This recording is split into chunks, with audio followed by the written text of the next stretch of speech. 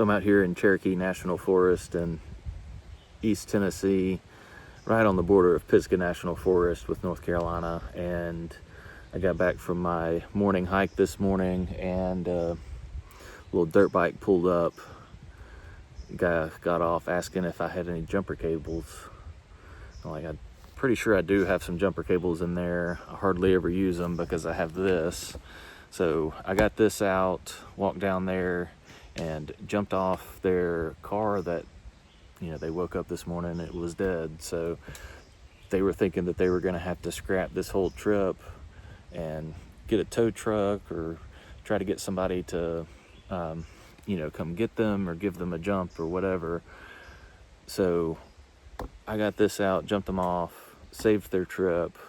We're both going to be here for another night. So they decided they're going to go ahead and stay.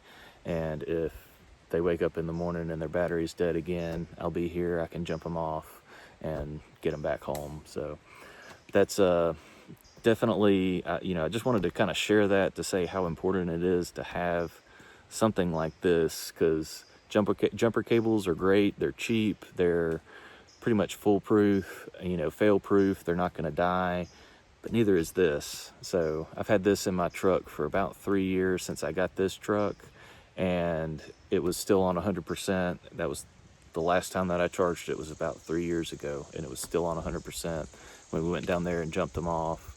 And when we got done, it was at 75%. So I just plugged it into my auxiliary batteries, and within about 15 minutes it was fully charged. So I'm going to leave a link to this one in the description.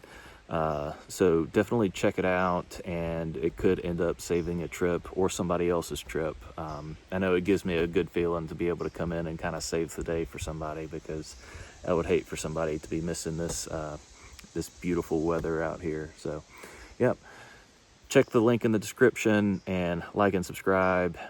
Thanks, y'all.